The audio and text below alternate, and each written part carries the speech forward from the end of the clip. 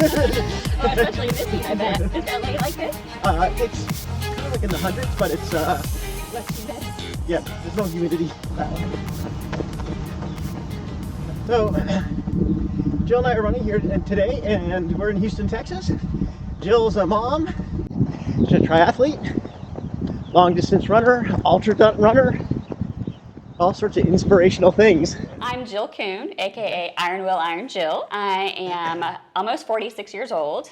I'm a mom of 4 boys, and I'm also an athlete. After having my 4th son, I was needing to find something a little bit for myself, so I started off as a runner late in life, in my late 30s, and I fell in love with it. From there, I decided to get into some triathlon, worked my way up to an Ironman, and then from there got into some ultra running. So I dabble in a little bit of all the ultra endurance sport.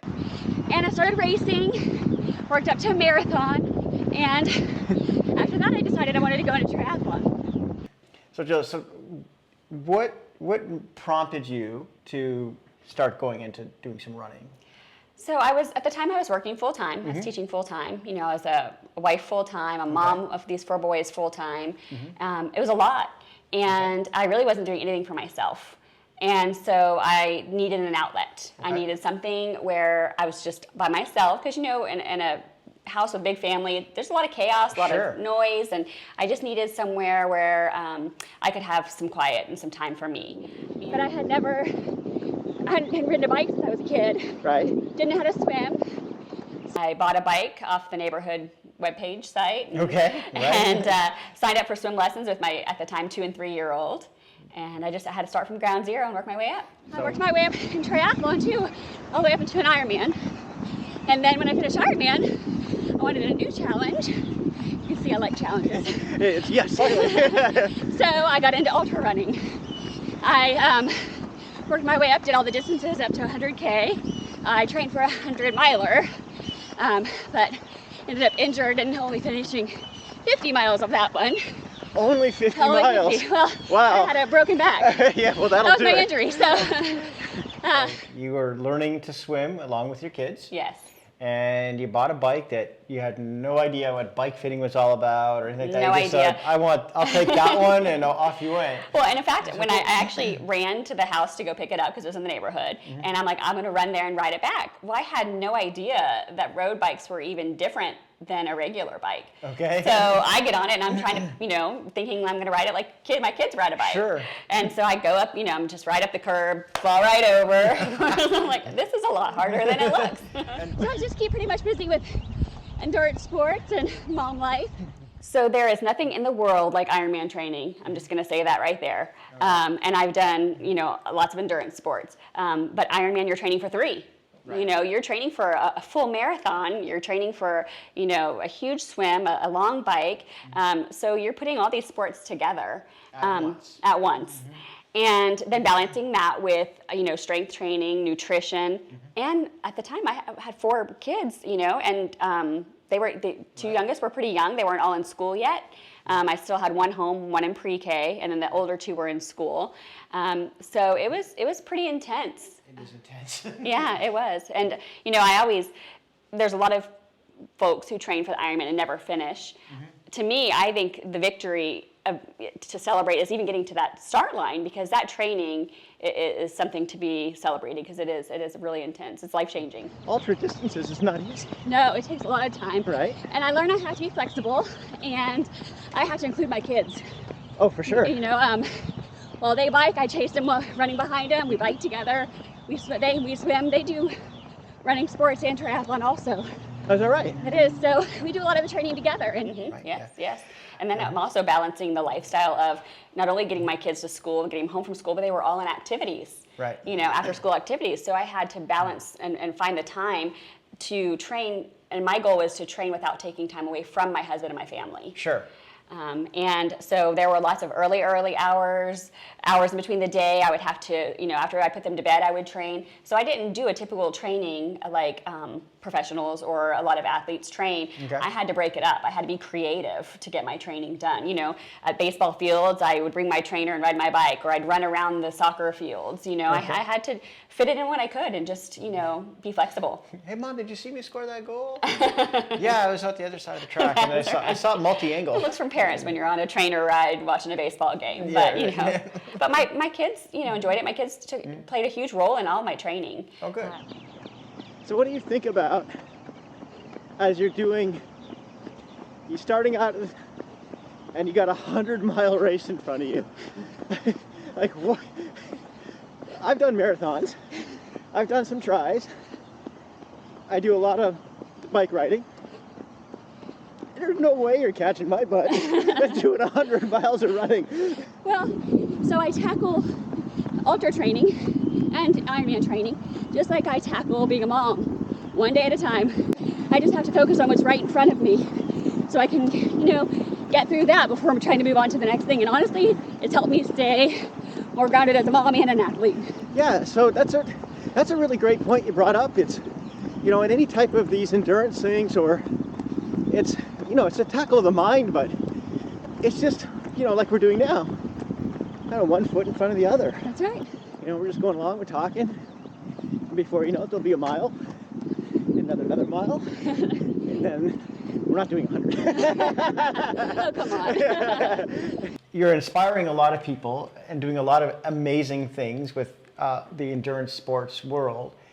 But there's another little aspect that you have overcome, which is very inspirational, right? Yes, I have rheumatoid arthritis. Okay. And, not a lot of the world knows a lot about rheumatoid arthritis. It's getting better, but I think a lot of people assume two things. One, it's for the elderly, and two, it's just, a little bit of arthritis in the joints. And it's not, it's a disease. It's an autoimmune disease. Right. That attacks your joints, but also your other organs, your eyes, your heart, your liver, your kidneys. You have a lot of autoimmune issues that go along with it. That's absolutely correct. It is a systemic problem. I was actually diagnosed days before my first triathlon. Okay. So I had suffered with it for years and seen different specialists before I could even get a diagnosis. So I had it previous to even me starting to run. And I just, kept pushing through it, not knowing what it was. Finally got a diagnosis, like I said, days before my first triathlon. So you obviously have to make some pretty big adjustments when you have flare-ups. Absolutely. Right? Like you're not going out. No, absolutely. Right? Well, I think there's a little bit of a misconception there. I think a lot of people, when you have a flare, the first response is you want to lay in bed and kind of, just give your body the rest that it needs, which is true. You need to pay attention to that. But I find for me, if I get out and move, even just a little bit, walking down the street, walking my kids to school, right. Like I said, walking to the mailbox. Yeah. That makes me feel a little bit better. Gets my body moving, but it also is better for me mentally. When you're laying in bed and you don't feel good, right. What are you thinking about? How you don't feel good. Exactly. Yeah. So sure. If you get up and you're walking, you have other things to think about. And I'm also a firm believer of getting outside. I just think getting outside is so good for the health. Finally got a diagnosis, like I said, days before my first triathlon. That must have been a kind of a devastating feeling. It's like, what? Yeah, What? Really it is. I have, it does run in my family. I have a grandfather who actually passed away from complications from RA. So, when I was first received the diagnosis, it feels like a death sentence, especially as an athlete, especially, as the beginning of an athlete. I thought that was the end of me being able to do what I had suddenly fallen in love with. Right.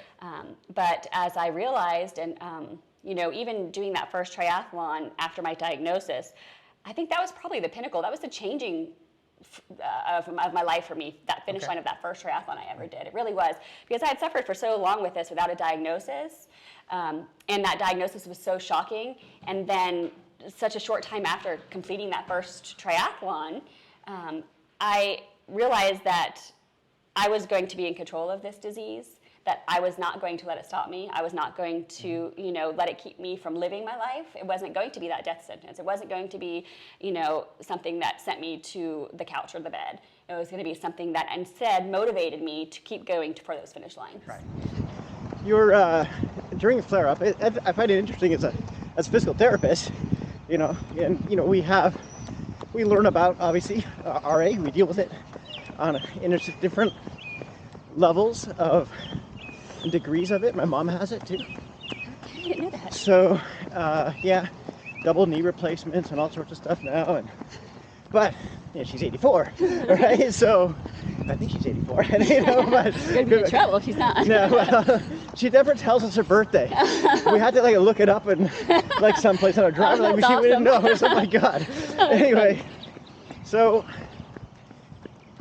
I'm interested how, you know, as we're running today, for instance, and we're just kind of going around. Does this, if you go and run, does it make it feel better? It does actually, you know. Well, there's two things. One, it does make it feel better because I'm loosening up those joints. I'm moving them. You know, they're stiff. Sure. And when I wake up, I can't walk. I literally do exercises in bed. Okay. I shuffle to the bathroom. You know, you have to kind of warm up. Well, when you're out running or walking or whatever you can do, Right. it helps get those joints moving. Sure. Like I said, get your mind off of it too. Oh, that's cool. Movement is everything. Even with RA, especially if you're in a flare or even just waking up in the morning, there's the morning shuffle. You just can't, it's just difficult to get moving. And I think that once you do find that movement, and it doesn't have to be running, it could be swimming, it could be biking, any form of movement. I'm really a firm believer that that's going to help you feel better physically because it's getting your body moving. Sure. It's also getting your mind off the pain. If you are sitting at home on the couch or laying in bed under the covers tucked away because you're hurting, you're thinking about that pain. But if you're out and you're swimming or you're biking, you're running, you're walking, whatever movement it is that you're doing, you're not focused on that pain. I think that physically it's important, but also mentally. Along with, you know, with autoimmune issues, and even without autoimmune issues, as we get older, we deal with a lot of stress in our life. We deal with a lot of anxiety, depression. You know, there's all kinds of mental things that each and every one of us deal with something. Having a sport, having a hobby is so beneficial to keeping you healthy mentally. And Doctors tell me, I have doctors have told me, you know, not to keep my distances low, but also you have to think, they're not in your head. You know, you have to, of course, take into consideration what it does on your body, but you have to think about your mental state too. yeah, this You is know, I can lay in bed on those days when I'm in a big flare and hurt right. and wallow in that pain, or I can get myself up out of bed Yeah. and be in pain. You know, I'm going to be hurting. Would I rather hurt while I'm out running on the track? Would I rather hurt laying in bed? Yeah. Well, I'm going to choose movement because I know for me that movement is better for me mentally. Or not mental, like being like you're crazy, but That too, though. but yeah. No, but, you know, with a lot of autoimmune issues and chronic pain, think about the impact that has on your mental state. oh, for sure. You know, and like I said, you could choose to sit on the couch and watch TV while you're hurting, or get up and move while you're hurting. You're going to hurt either way. Right. Do something outside, something that you love. Yeah. You know? It's kind of the counterintuitive point of view. I see all the time when I deal with various patients, not with necessarily autoimmune problems, but other issues like, you know, joint problems or, you know, strength issues. You know, someone gets injured and they say, you know, just go rest it and then go back, or, you know, just stuff where you go like, it's too early for you to do something. And I'm the guy that says, no, just go do it. It was important for me to find doctors too that supported my choices. You know, even like my rheumatologist, he's not an athlete, but he's learned to know me, Right? and he's learned to know that that's something that I need. Right. So when we first met, he was like, I don't want you running more than a 5K, you know, Right. nothing more than a sprint triathlon. But as he got to know me, he knew mentally I needed that, and that was actually part of my survival and coping with the disease. Yeah. So now he encourages it as long as I'm making healthy choices in my training along the way. Yeah, and I think that what you're saying here is actually backed up by the neuroscience that goes behind it. I think that all the chemical reactions and all the physical change that occur when you exercise be a huge benefit. Oh, absolutely. So, Absolutely, there's yeah. science to back up. I mean, even, you know, getting vitamin D, getting yourself out in the sunshine, getting fresh air. When I say movement, there are days when you're in a severe flare and you feel like, you know, literally walking to the bathroom is exercise. What I do is I want to get outside every single day. So walking to the mailbox, I celebrate that. That's a victory on some days, to walk to the mailbox. That's my movement. Other days, I might hike 13 miles. It just really depends on what my body gives me that day, and I honor what my body gives me that day. I really pay attention to what I'm able to do and honor that. I still want to make sure that I'm moving in whatever way that I can. You want to go jog? Go jog. Why not? You know? Yeah, I like I told you, it's been a game changer for me, and Unfortunately, I found running. I had RA, but wasn't diagnosed yet. Right. Unfortunately, I found it along that process because I really feel like running a triathlon has helped me cope with this disease better than anything else. Cool. Better than any medicines, any doctors. Sure. You know. Yeah. So you've really adapted well, and with the training regimen, you take the days that are flare-ups or there's more pain or what have you, and you use those kind of like your rest days, right? And Absolutely. That's a way to do it. Yeah. Well, and when you have RA, when you don't have RA or any autoimmune disease, you need recovery days. They're Absolutely. so important and so underrated. When you have an autoimmune disease, you typically need more recovery days. And that's what I've learned as I've gone through this process too. When I was training, before I would take my one recovery day. It wasn't enough. I know my body and I've learned my body. I need a minimum of two recovery days a week. And that's actually really, the research actually demonstrates that more recovery rather than high interval trainings or mid intensity trainings are actually, the recovery time is more important than just like hitting all that stuff constantly.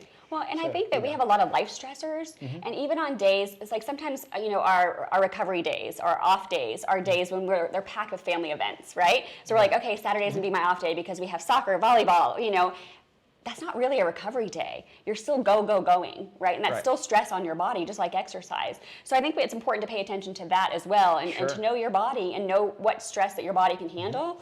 So you take that recovery to the next level. If you need to, put your feet up or sit in the hot tub or, whatever it is that you need to do to find that extra recovery. Right. It's so key, and all the different types of sport genres that are out there. It doesn't, even if you're like weightlifting and you see everybody go out and they just like hammer the weights really hard, or I see runners all the time and it's all about how fast can I be today? And I ran really fast yesterday and I did it all throughout the week, and I'm going to really push, and then today I'm going to do it. No.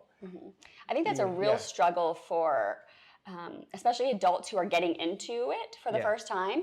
Is I think that we try to emulate professionals, and others around us. Absolutely. And two, we feel like we want to do it all. And what that leads to inevitably is injury every single time. Sure. And I think that so many of us who get into it later in life, what happens is we push too hard, too fast, we get injured, and then it's over. You're like, oh, I'm done. Sure. Well, I even think like there plays the mental game again, Like I've actually, in some of the races, the trail races, I placed first in the podium because, not overall, but in my age group, because I can push through the conditions. In Texas, we get some pretty hot days, and on those record days, people go out at their normal fast pace when you can't run that in the conditions. No.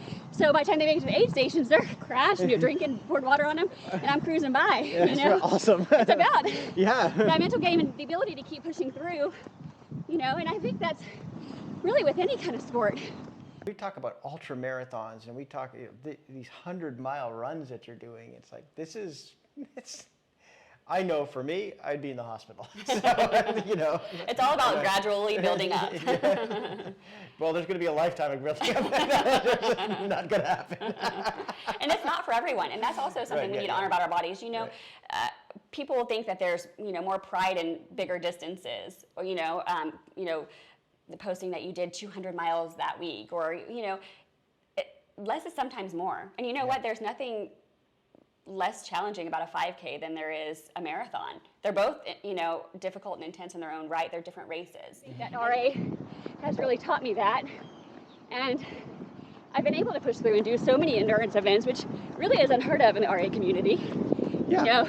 As you said, the best medical advice is it's not try to beat yourself up, because save your joints. I think that's something that's important to acknowledge as well, is that you don't have to run all the miles. Your body may not be designed for that, and that's okay. Right. No, kind of cool that way. We were out on the track and we were running and talking, and as a physical therapist, I'm like, oh wow, here's someone who is doing something that we would typically go, that's probably not the smartest of ideas to do, right? I mean, just look, that's what we would say. And of course, there's variances of things. There's from people who are, have it and are low levels of it, and it's just kind of floating around, but it's not there. And there's people who are, like my mom, who's 84, and she's got double knee replacements and the whole 9 yards. It is a systemic problem. I mean, it affects the whole body and things all over. And I wanted to kind of tell people what that is all about, so they kind of get that. But there is another component besides just the sort of the medical physical model that's going on here, and being able to move really has improved the mental psychological status. Would that be true? Yeah. Absolutely. I think that could probably even be my mantra, but movement is everything. Start from, walking to your mailbox. Yeah. There are days when that's all that I can do. That's all that's in me. So I walk the cul-de-sac in my house, Right. I just, whatever you can do, however you can move, that's okay. Anyone with RA, especially if you're in a flare or even just waking up in the morning, there's the morning shuffle. You just can't, it's just difficult to get moving. And I think that once you do find that movement, and it doesn't have to be running, it could be swimming, it could be biking, any form of movement. I'm really a firm believer that that's going to help you feel better physically because it's getting your body moving. Sure. It's also getting your mind off the pain. Yeah, this is. I can lay in bed on those days when I'm in a big flare and hurt. Right. And wallow in that pain, or I can get myself up out of bed and be in pain. I'm going to be hurting. Would I rather hurt while I'm out running on the track? Would I rather hurt laying in bed? Yeah. Well, I'm going to choose movement because I know for me that movement is better for me mentally. You've gone into this world of soccer practices and basketball, volleyball practices, this type of thing. But at a certain point you go, okay, I've done all this for the children, and now my BMI is a little bit too high. I'm starting to see high, not just high cholesterols, but high blood pressures and this type of stuff going on. So it's time for me to start taking care of myself. And the research, let's say, for running demonstrates that if you can do 30 minutes of running, it actually gives you the best cardiovascular gains for that. You don't have to go and do ultra marathons. I think you're doing it because you love to do it. It's your zone, it's your thing. The brain and the way it works, if it's happy, it produces, the chemical response system that I think can help, just as much or more than maybe some of the meds. Yeah, I agree. And not to tell someone else to take meds because, I do infusions, I take lots of medications, I know they're necessary with this disease. Eating right and exercising isn't going to get me through RA. But, in addition to those medications and following doctor's orders, right? Being able to move, it has really saved me. And it's inspirational and aspirational, as well. But for a lot of people, it may not be, that's not their aspiration. But the point is that even knowing that you have a medical condition that can really severely affect your joints and as well as systemically, you're taking it to that next level, you're pushing through, and you found a path, which really tells us. It's amazing.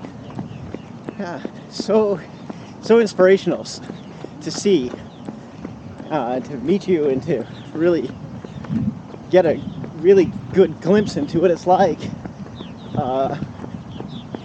with somebody with an autoimmune disease that is doing all this great stuff. What a great role model. Which means that if you're fine, get up off your ass. You got no excuse. You got no excuse. I've had people with RA say things to me along the way. Well, you must not have it as bad, and because I'm moving. And I don't think that, well, first of all, you can't compare a disease, Right. But, Well, it's a competition, don't you know? Yeah, everything's a competition. Well, because we know how happy it makes us. Right. We want other people to be happy too. Sure. And I just hope that those people who, with RA or any other reason that someone finds for not being able to do it, I hope that they give it a shot and try it because it really can be life-changing.